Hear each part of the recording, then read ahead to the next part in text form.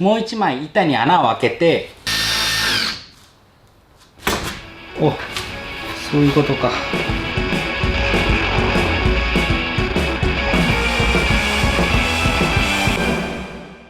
はい、おはこんばんは、オリーブです。前回までのオリーブの束の間は、なんやかんやでフレームを付け足して可動式作業台の動く仕組みを作るところまでやりました。今回は前回作った作業台がボートにぶつかる問題の解決ともう一枚板を使って前回作った作業台に貼り合わせていきます。それでは本編へどうぞ。よし。これで開けばいいんだな。開く予定だったんですが、思いっきりぶつかりますね。なんだろう、計算ミスかな。はい、前回は板を動かすとボートに当たってしまいました。原因なんですが、シンプルに目で合わせただけなので誤差があったことと、作業台をフレームに乗せたので少しの誤差だとは思いますが、板の重みでフレームが少し下に歪んだのだと思います。あと 2.5 センチ切んないとダメかな。よ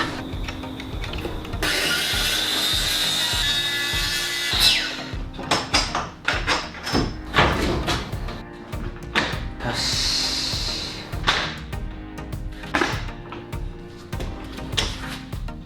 これ開いた時にここのところ干渉して木が削れてしまっているんですが、もうこのまま何回も開いたり閉じたりして干渉する部分、もうこのフレームで削れるところまで削ろうと思います。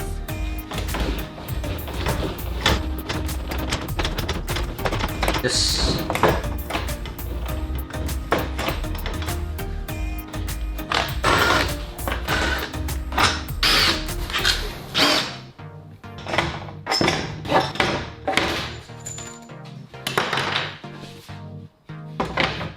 こういう風になってんのね。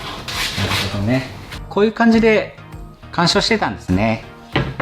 この干渉はちゃんと計算すれば本当は起きないんでしょうけど、どうせここは見えなくなるので、もうこれでいいかなという感じですね。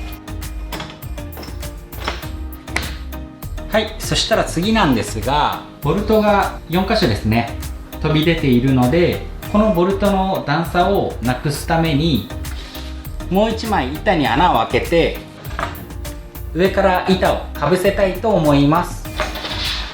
なのでこの作業台と同じ寸法の板をもう一枚切り出していきます。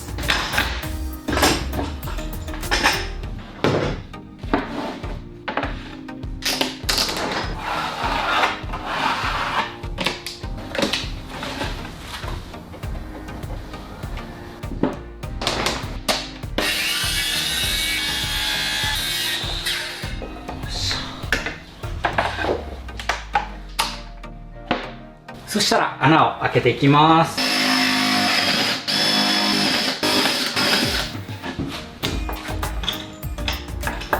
はい、そしたらボルトはこのように4箇所に止まるので、この上からもう1枚切り出した板をこんな感じでかぶせていくんですが、このボルトの頭はこのネジ山よりも太いので、このボルトの頭のサイズと同じ大きさの穴を切り出した板にも開けていこうと思います。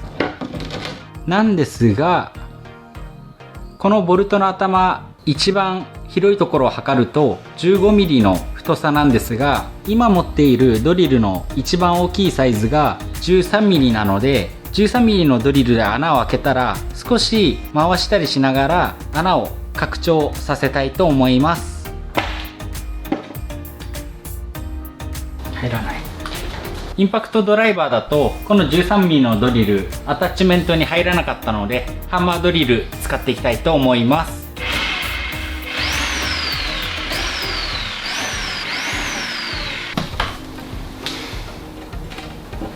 微妙に入んないんだよな。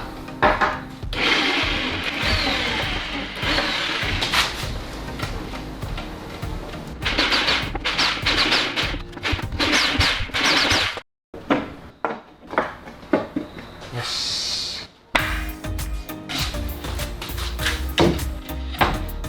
こんな感じで段差の方はなくなりましたね。そしたら次はここで作業した時に物が落ちないようにこの字型にここに木の枠を取り付けていこうと思います。そしたらこの材料をこんな感じで当てながら印をつけて切っていきます。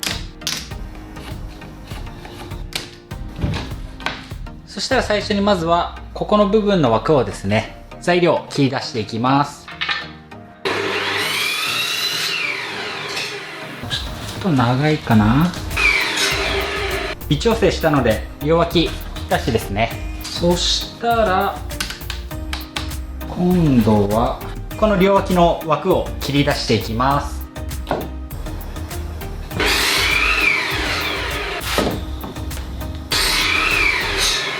はい、こんな感じで枠の方を切り出しました。そしたら次は作業台にこの枠をビスで取り付けたいと思います。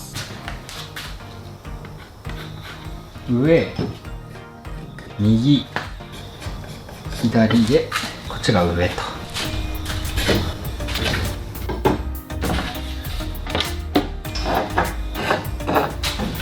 そしたらここに枠が来るので裏返してメジャーに合わせて一回線を引いたら、ここは90センチなので45センチが真ん中で10センチ間隔でビスを打っていこうと思います。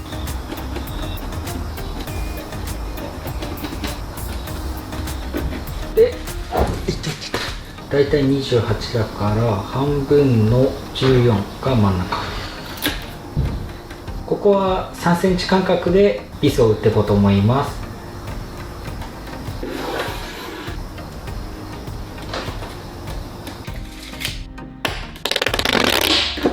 よし。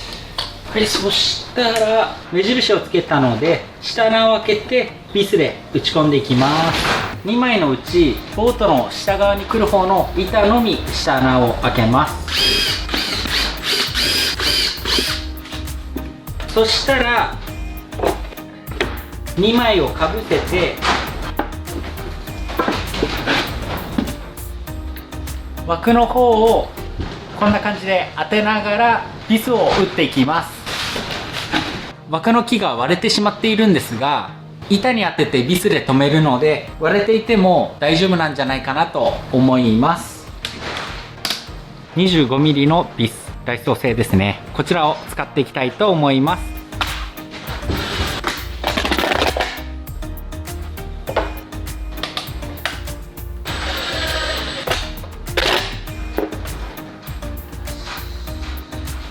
はい、こんな感じで枠の方できましたね。この作業台をこんな感じで持ち上げるために両脇に取っ手を取り付けたいと思います。はい、使うのがこちらのダイソーの取っ手ですね。こちらを取り付けたいと思います。こちらボルトのサイズが 4mm なので 4mm の穴を作業台に開けて取り付けたいと思います。位置をどこにするかな。あんまり真ん中すぎると邪魔になるので、この辺りがいいよね。15mm の 10mm、 そうするか。ここから下に 15mm 下げて横に 10mm ずらした位置に取っ手を取り付けたいと思います。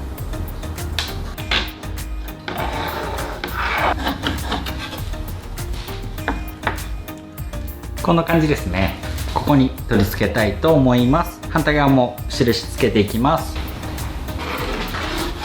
よし。この取っ手の裏がボルトをつけられるように加工がされているんですが、この穴の位置に合わせて作業台に印をつけて穴を開けて取り付けてもいいんですが、そうすると結構大変なので、こちらのハンコを押す時に使う歯肉を使ってこっちとこっちにインクをつけてハンコみたいに押してボルトの穴の位置に印をつけたら穴を開けていきたいと思います。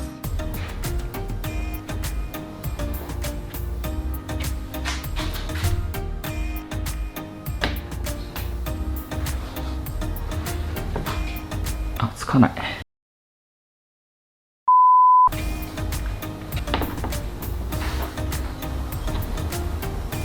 意外とうまくいかないな。はい、多分とっても板も硬いので遊びが効かなくて、作業台と取っ手の凹凸が噛み合わないところはインクがつかないみたいなので、テープを何枚か貼って作業台の方に弾力を持たせて遊びが効くようにしたら、もう一度この取っ手を使って印がつけられるかやってみたいと思います。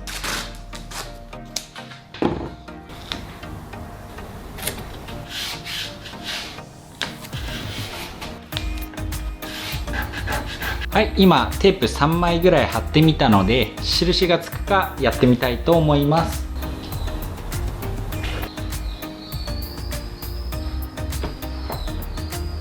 微妙、なんとかつくけど、まあいいか。さっきよりはマシかなという感じですね。反対側もやっていきます。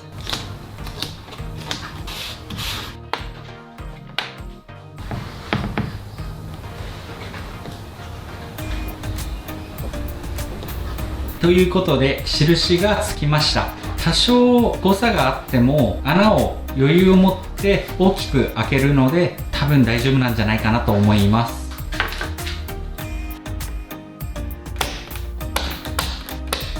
4mm のボルトなので 4.5mm で穴を開けていきたいと思います。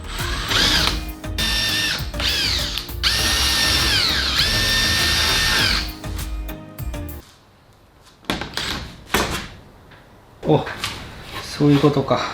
なるほどね。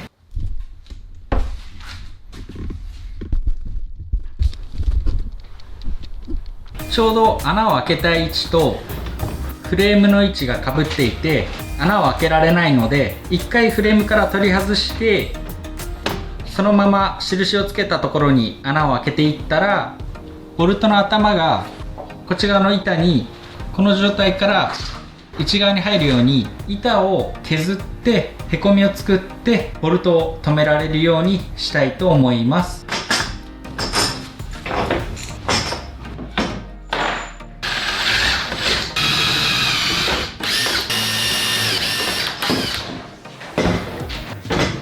作業台に取っ手がつくか一回確認したいと思います。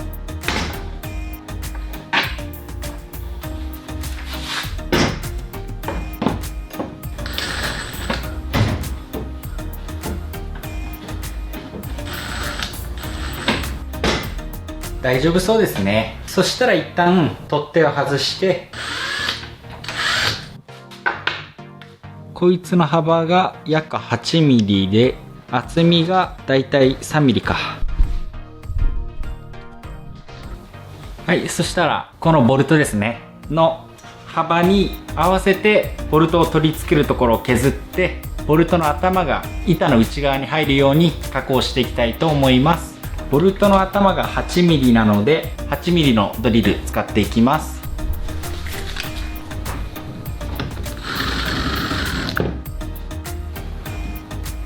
こんなもんかな。反対もやっていきます。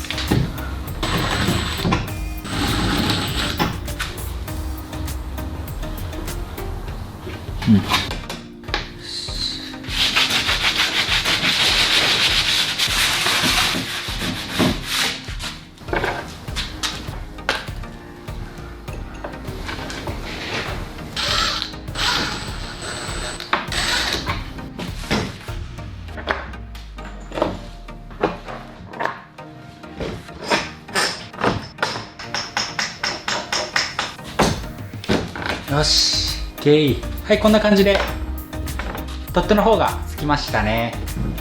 よいしょ。いいんじゃないでしょうか。左手でも開けられる、右手でも開けられる。で、ここで仕掛けを作ると。この枠があるからね、物は落ちない。よし、そしたら次は、